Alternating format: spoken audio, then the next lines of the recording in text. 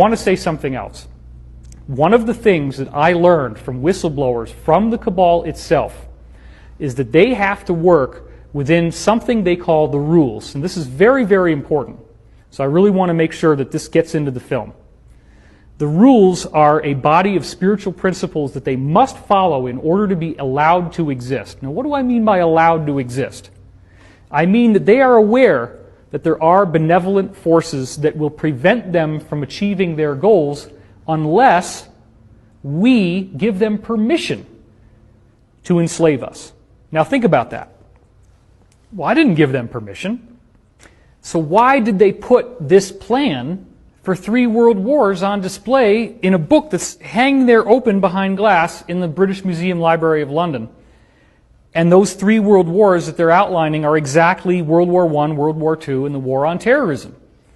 Because the rules state that they have to tell us what they're doing. Therefore, if we allow it to happen, we have consented to tyranny, we have consented to enslavement.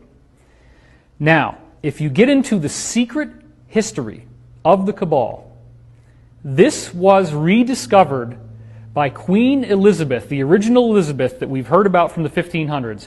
Queen Elizabeth's royal astrologer, a man named John Dee, who is the prototype of the wizard with the long beard, the hat, and what he did was to rediscover, through these ancient documents that were in the Vatican, the technology of how to access what they considered to be spiritual beings that were useful to them, but what we would consider to be demonic or evil beings. These beings need to be accessed through a very complex set of rituals and ceremonies. You cannot just ask for them to show up. You have to follow very elaborate and specific protocols. If you follow those protocols, it's like having an IP address, which is what we use to go online in order to notate a website. Every website has its own IP address.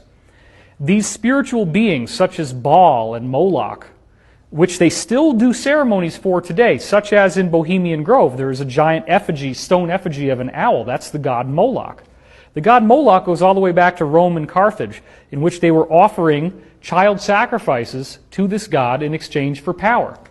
So John Dee rediscovered the technology of how to draw the magic circles, how to say the right incantations, how to actually do black magic on a governmental level.